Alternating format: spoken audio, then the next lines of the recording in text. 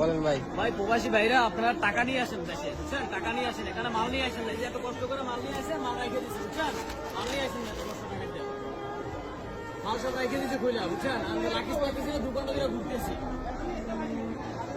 এই যে বড় ভাই কি হারাইছে, আপনি কি পান না লাল ভাইরা ওই যে ভাই? আমার দুইটা একটা ভাই, ওই ভাই না, ওই ভাই না। আমার লেগে স্কাইটা যা আসলো সামান ভিতরে অর্ধেক সামান নিয়ে গেছে মনে করেন। এই যে এটা আমার নিজের টাকা, এটা আমার নিজের লাগে। আমার গাড়িটা সামানটা আমার নিয়ে গেছে গা। প্রত্যেকটা মানুষ এরকম হারেন, প্রত্যেকটা মানুষ।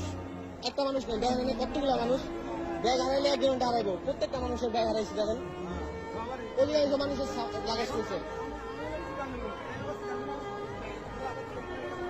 এই সম্ভব কোনোভাবে?